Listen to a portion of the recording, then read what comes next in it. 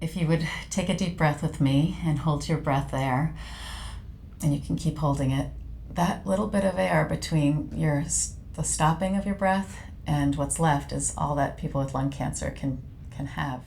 Growing up, both my parents were smokers. Of course, I didn't really know what that meant, other than not liking the smoke. My dad was 65. He had just retired, and I got a call when I was at work that he was in the hospital and he was mowing the lawn and couldn't breathe. I remember giving him a hug and felt something funny, and he actually had like some lump in his stomach, and I said, "What is that?" And he kind of didn't want to show me, and he actually had a visible lump here in his stomach and then a smaller one there, and he implied like that it was like his secret, like don't tell anyone that it's in his stomach. He was diagnosed with inoperable stage 4 lung cancer, and probably I would say 4 to 5 weeks later he died. It was a very quick progression. One of the next hardest parts was that my mom witnessed it all, and she also continued to smoke after that, knowing that that is possibly or likely to be in her future. But I remember after my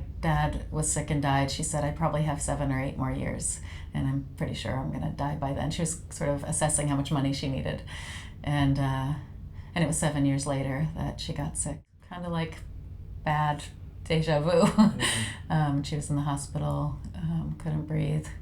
Stage 4, inoperable right away. She lived about 6 or 7 weeks.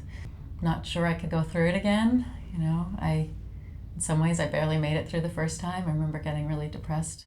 Someone was talking about, there's so much craziness going on in the world, all this violence, like, how do I get to be there for my kids? What can I do? And the answer was, take care of yourself.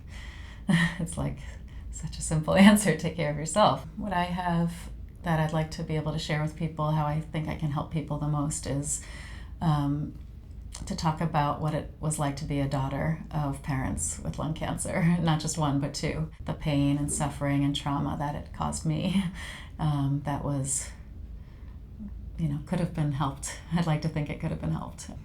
I'm open to sharing those details. I'm open to sharing my grief.